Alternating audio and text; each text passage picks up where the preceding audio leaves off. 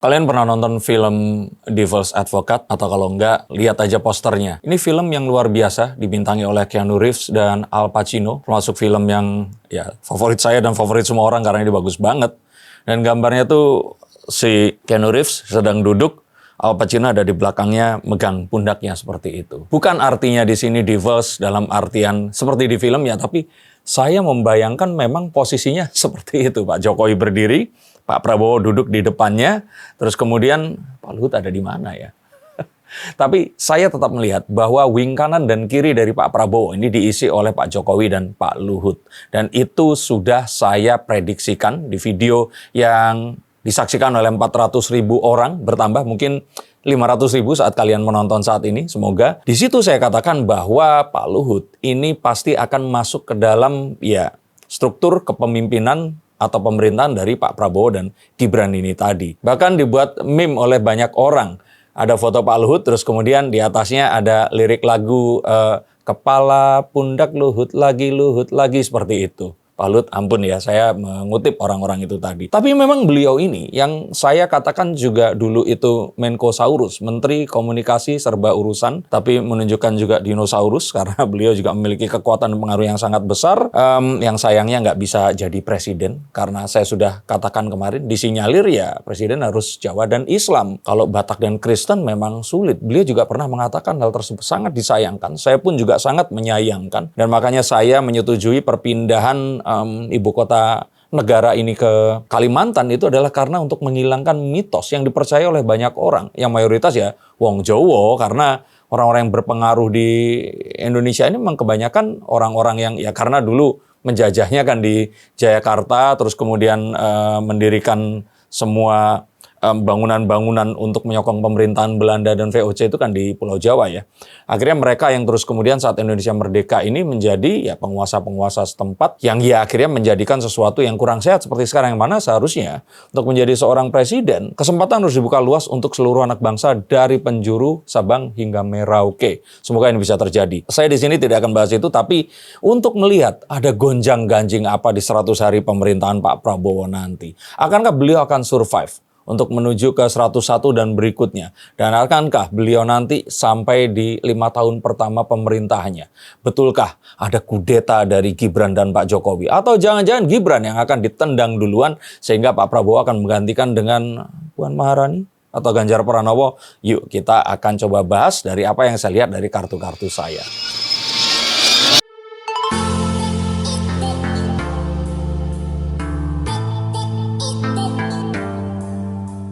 Halo Science Seekers, kembali berjumpa bersama saya, Denny Darko. Tidak ada yang namanya misteri, yang ada adalah tanda-tanda yang kita semua coba untuk mengerti. Jika Pak Luhut ini diangkat menjadi Ketua Dewan Ekonomi Nasional dan juga dijadikan penasihat khusus kepresidenan, maka saya melihat bahwa Pak Jokowi sepertinya tidak akan diletakkan pada jabatan struktural. Kalaupun ada, ini mungkin menjadi Watimpres, atau jabatannya di sini tidak akan mungkin sama seperti dewan-dewan yang lainnya seperti itu. Ini prediksi saya ya. Tapi akan ada upaya untuk menempatkan beliau di situ dulu. Masyarakat menentang, terus kemudian akan ditempatkan di tempat yang lain. Tapi saya tetap melihat bahwa kehadiran beliau ini akan cukup signifikan untuk menentukan arah dan juga bisa memberikan advice dan juga nasihat terhadap keputusan yang akan diambil oleh Pak Prabowo nanti. Tentu saja alasannya di sini adalah karena apa yang akan dilakukan Pak Prabowo adalah keberlanjutan akan apa yang sudah dilakukan oleh pemerintahan Pak Jokowi sebelumnya. Maka mitos bahwa beliau kembali ke Solo itu sama dengan mitos bahwa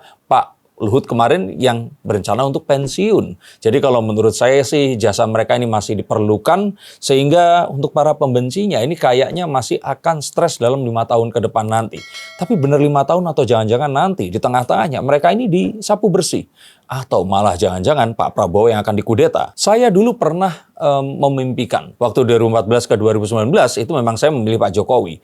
Tapi saat 2019 saya sempat berpikir gimana kalau seandainya presidennya ini adalah Pak Prabowo, terus kemudian Pak Jokowi ini jadi wakilnya, terus kemudian Pak Prabowo ini mengurusi kepresidenan tapi untuk sebagai face of Indonesia ke luar negeri, menjalin kerjasama bilateral atau multilateral. Nah, Pak Jokowi ini menyelesaikan permasalahan-permasalahan dalam negeri yang diperlukan. Maka saat itu saya berpikir ini mungkin sesuatu kombinasi yang tepat. Tapi terus kemudian kita tahu bahwa Pak Prabowo di sini sempat mempergunakan kekuatan oposisi yang berkaitan dengan Islam kanan. Yang saya terus menjadi jadi kurang simpati ya, karena mereka ini yang terus kemudian sering dilabelkan radikal ini tadi, itu tampak sekali seperti ngotot. Kalau saya melihat sebelumnya kan mereka yang berhasil menumbangkan Ahok di 2017, kemudian di 2019 ini ikut mendukung Pak Prabowo, hilang terus kemudian harapan saya saat nanti kalau Pak Prabowo menang, mereka ini jangan-jangan diajak juga.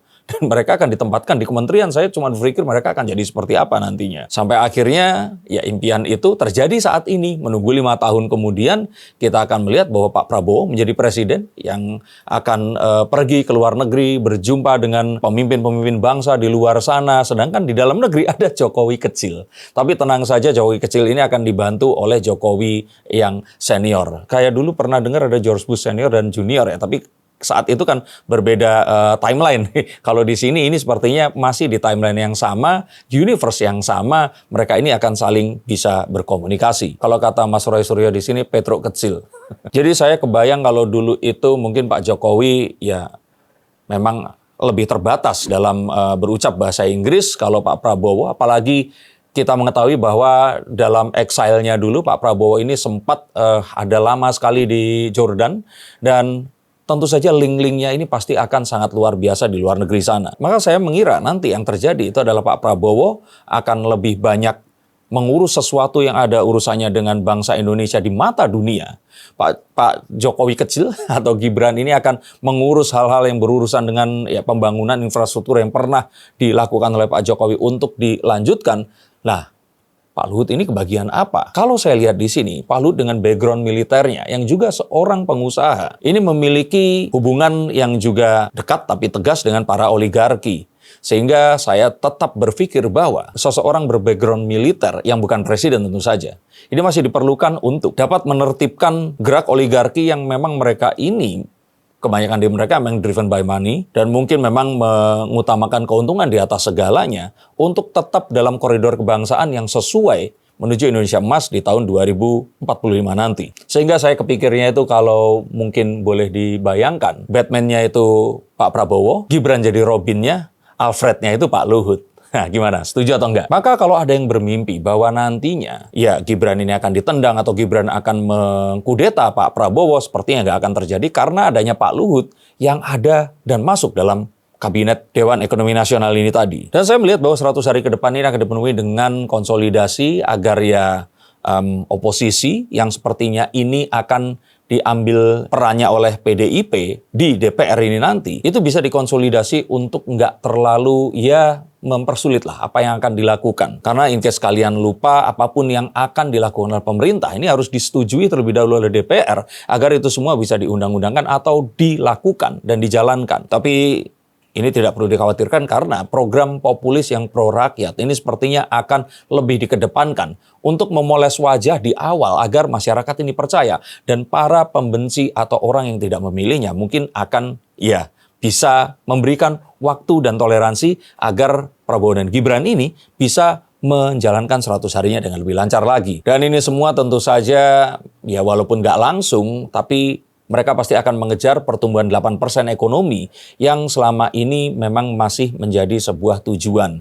Jika selama ini memang pertumbuhannya diklaim ini masih bagus, maka ini akan dibuat lebih bagus lagi. Karena pada kenyataannya di lapangan, deflasi ini masih terjadi, beruntun selama beberapa bulan menjadi lebih parah akhir-akhir ini. Dan ini sepertinya memang harus dijaga dengan menurunkan suku bunga pembelian properti, pajak misalkan di situ, dan jika memungkinkan adalah menaikkan rasio pertumbuhan kewirausahaan yang memang masih rendah di Indonesia. Kalau bisa mengejar 5% dulu lah di sini, yang memang ini masih sulit karena masih jauh di bawah itu, sedangkan yang diharapkan jika Indonesia ingin menjadi negara maju, maka rasio pertumbuhannya ini haruslah ada di kisaran angka antara 10 hingga 12%. Dan sektor ekonomi yang menjadi sorotan utama ini tadi memang tentu saja disebabkan tidak hanya oleh kebijakan pemerintah saja, tapi juga adanya geopolitik yang masih suram di luar sana seperti peperangan antara Rusia dan Ukraina yang belum selesai, Israel yang membabi buta mengajak perang negara-negara tetangganya, dan juga ketakutan negara aliansi Amerika seperti Jepang, Taiwan,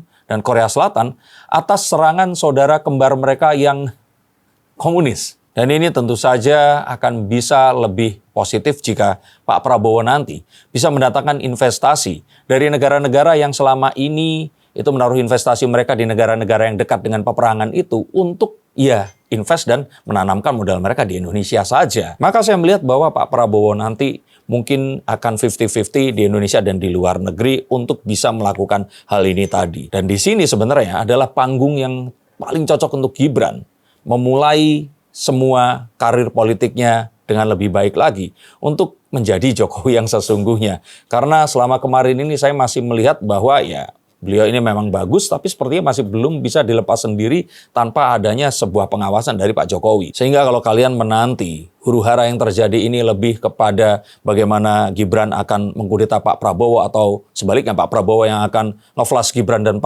Pak Jokowi, maka sepertinya ini adalah sesuatu yang nggak akan terjadi di 5 tahun awal ini. Mungkin tantangan terbesar ada pada PDIP yang bisa saja terus kemudian nanti berkoalisi dengan Nasdem yang dua-duanya sama-sama tidak ada di pemerintahan. Walaupun di bibir ini mereka mengatakan akan mendukung pemerintahan, tapi mereka belum pernah menyebut kata Gibran sama sekali. Seakan-akan kata tersebut adalah kata haram untuk diucapkan selama mereka menjadi kader atau anggota partai berlambang banteng yang menoleh ini tadi. Sehingga ini sebenarnya adalah sebuah tantangan paling besar. Pertemuan antara Pak Prabowo dan Bu Mega yang digadang-gadang akan terjadi sebelum pengumuman kabinet pun ini urung dilaksanakan. Dan yang lebih penting lagi di sini adalah 100 hari pertama. Dan ini ada tugas Bu Menteri atau Mbak Menteri di sini, Mutia Hafidz, untuk bisa memberitakan semua capaian ini dengan proporsional dan jujur, serta memilah-milah dan meniadakan DFK. Disinformasi, fitnah, dan kebencian agar tidak menyebar ke masyarakat, sehingga masyarakat ini mendapatkan informasi yang akurat. Maka untuk kalian semua yang menonton konten ini, hati-hatilah saat kalian menonton konten di YouTube kalian. Karena konten tentang kebencian, ketakutan adalah konten yang memiliki penonton yang paling tinggi. Dan otomatis itu pasti akan dipromosikan oleh YouTube itu sendiri. Saya mungkin akan bahas di konten yang berikutnya. Maka seperti itulah 100 hari pertama nanti dan kita akan melihat sebentar lagi Pak Jokowi setelah libur sebentarnya ini akan kembali ke Jakarta dan bergabung bersama Pak Luhut ikut untuk memperkuat komposisi Batman, Robin, dan Alfred ini tadi. Kalau seperti itu kira-kira Pak Jokowi terus jadi siapa ya? Atau jika kalian nggak suka DC, lebih suka Marvel, rasanya lihat mereka memimpin jajaran menteri itu kayak waktu Avengers menyerang Thanos, iya nggak sih? Dan kalau iya, kira-kira berarti Thanosnya siapa dong? Tulis komentar kalian di bawah sini. Terima kasih atas atensi kalian menonton konten ini hingga selesai.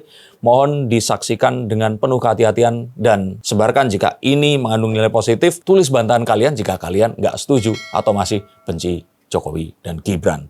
Terima kasih, sampai jumpa dan salam.